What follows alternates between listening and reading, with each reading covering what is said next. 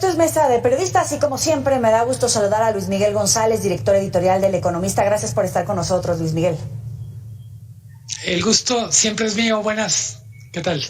Hemos platicado con Xóchitl Gálvez, la aspirante presidencial de la oposición, respecto a cuál ha sido la evaluación que hace de la respuesta del gobierno de México, del presidente López Obrador, a la tragedia que significó el paso del huracán Otis. Hemos hecho un análisis, incluso contigo mismo, en esta mesa sobre estas primeras reacciones al huracán, y ahora se anuncia ya un plan de reconstrucción con algunas ayudas fiscales, algunos créditos. A partir de esto, ¿cómo evalúas tú esta segunda etapa del gobierno de México? Creo que lo planteas muy bien. Va a ser un proceso muy largo con diferentes momentos. El primer momento no tiene lado bueno. Tiene que ver con la manera en que no se avisó a la población, la manera en que el gobierno fue desbordado por el tamaño de la tragedia. La sociedad civil parecía más preocupada y ocupada. Confío, deseo que esta segunda etapa sea mucho mejor que la primera, que el gobierno haya aprendido lo que va a significar. ¿Qué cosas veo positivas? Primero, el monto de los apoyos que se están anunciando corresponde más a lo que uno cree que va a ser el costo de atención. Habla de un poquito más de 60,000 millones de pesos, que evidentemente no es todo lo que se va a necesitar, pero si vemos los rubros a los que se está dedicando estos recursos, nos hace pensar que se trata de un presupuesto para atender lo más urgente, poner en pie algunas viviendas, activar a través de la reconstrucción la vida económica de Acapulco. ¿Qué me falta? Una visión de mediano y largo plazo sobre qué se quiere hacer. Creo que hablamos mucho de reconstruir Acapulco. Yo diría, vamos hablando más de reinventar Acapulco. Sí. El Acapulco que existía antes de la tragedia era un Acapulco que requería una cirugía reconstructiva importante, con mucha inseguridad, con mucha pobreza, con mucha informalidad. Mi mejor deseo es que esta crisis no se desaproveche, que sea una gran oportunidad para reinventar Acapulco.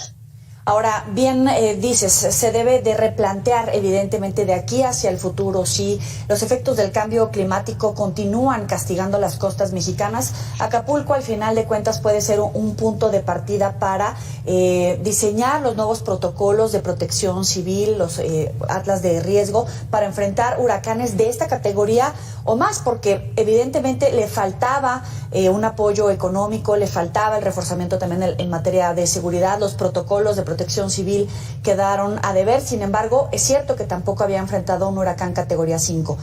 Acapulco y el resto de los puntos turísticos, playas en este caso, de México, deberían de apostar a esa corrección, esa construcción a largo plazo para enfrentar este nivel de desastres naturales.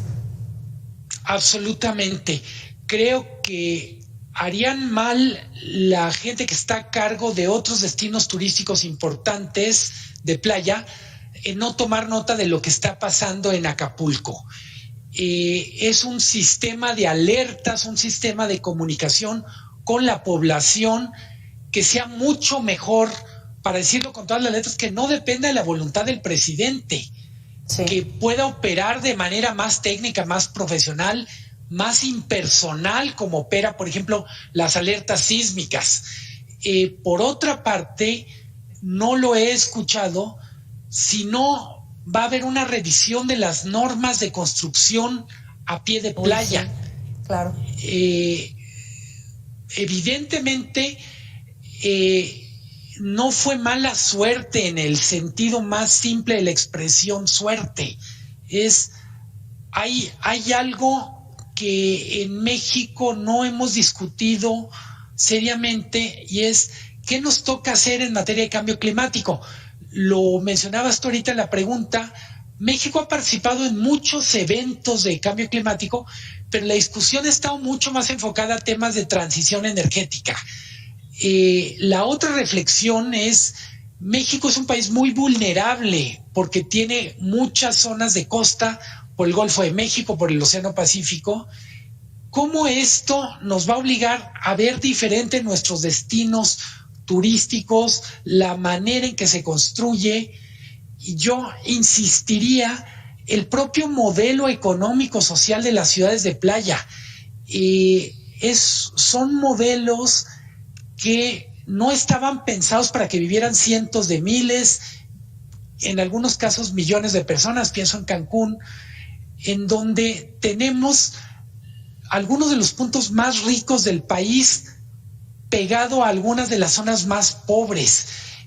Cuando hablamos de cómo atender a la población, hay quien dice, vamos primero partiendo de la base que no es un Acapulco, son 2 o más Acapulcos, el Acapulco de los pobres, el Acapulco de la zona de los que vamos a pasar turismo allá.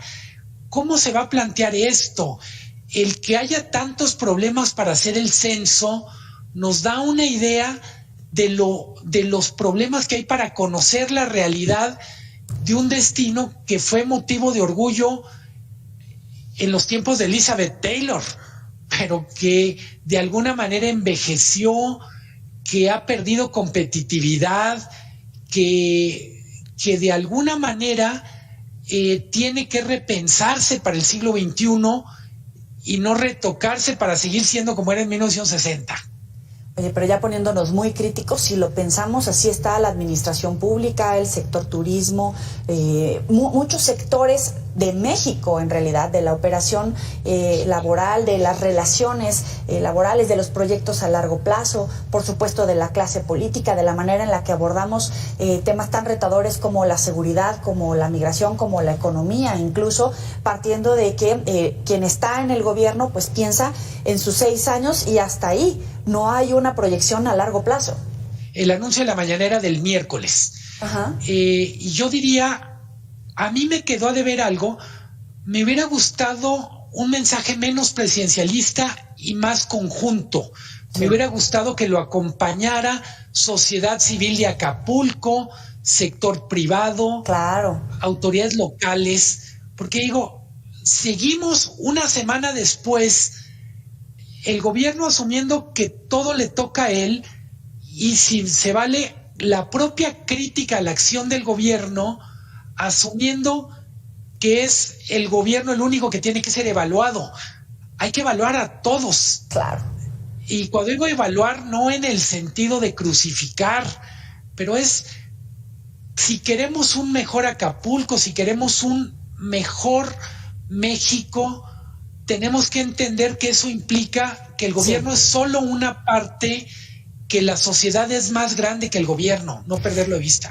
Jorge Cepeda Patterson escribía en su columna 2 puntos que particularmente coinciden con lo que mencionas y lo que pasó en la mañanera. Es un error plantear una división desde el gobierno federal o desde la oposición cuando hoy lo central es recuperar al estado de Guerrero y toda la gente que resultó afectada. Y por otro lado, criticar la manera en la que se está donando y repartiendo la ayuda, porque al final pues siembras desconfianza y en este momento hay que privilegiar evidentemente la ayuda, aunque se pueda regular y transparentar lo que se recibe y lo que se entrega porque tenemos experiencias. Pero al final el mensaje es el mismo. No puedes ayudar a reconstruir una sociedad o un estado a partir de la división y de la desconfianza, la polarización. Sí, coincido con la interpretación que haces. No necesariamente leí igual el artículo de Jorge. Venga. Mi impresión es que en el argumento de Jorge Cepeda, como en una parte del argumento de los simpatizantes de la 4T, es la mayor víctima de la tragedia es el presidente porque se le está tratando injustamente. Y digo, el presidente no es víctima. Bien. En este caso, es un actor, tiene que ser parte de la solución y su actuación dejó mucho que desear.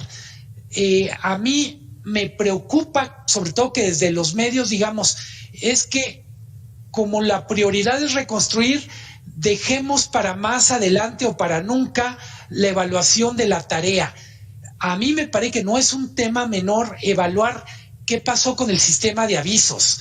Claro. Es decir, si hubo gente que sabía que esto iba a ocurrir y no se les hace responsable, entonces estamos generando una cultura de no pasa nada. De impunidad. Y por otra parte, totalmente. Y la impunidad no implica, mejor dicho, el ser punible no implica necesariamente mala fe, implica haber cometido errores graves. Yo digo, alguien cometió un error grave. A estas alturas, yo digo, probablemente el error no solo ocurrió las horas antes a la tragedia, digamos, a la llegada del huracán, sino a la hora de asignar presupuestos tan mezquinos, tan miserables para el sistema de monitoreo meteorológico. ¿Cómo es posible que todas las referencias es Miami tenía mejor información que México? Con todo respeto, Miami no es más, la gente de Florida no es más lista, no son extraterrestres, tienen tiempo entendiendo lo que les va en una tragedia meteorológica y por eso invierten. ¿Cómo es que fuimos tan negligentes como país en el Congreso, en el gobierno, para tener un presupuesto en el sistema, vamos a decir, de monitoreo, sí, que es un sistema de tercer mundo? No somos un país de tercer mundo. La semana pasada decían, México ya es la 11ª economía del mundo, decía la Secretaría de Economía. Bueno, pues ¿por qué no tenemos instituciones que correspondan a uno de los 11 países más ricos del mundo? ¿Y por qué tenemos que andarnos comparando con Centroamérica y África? Claro, en este caso la omisión, la irresponsabilidad, la ignorancia y hasta la soberbia de varios niveles de gobiernos costaron vida. Es Luis Miguel González, director editorial del Economista. Gracias por estar con nosotros. Encantado. Hasta aquí, Mesa de Periodistas. Nos vemos la próxima. Pásela muy bien.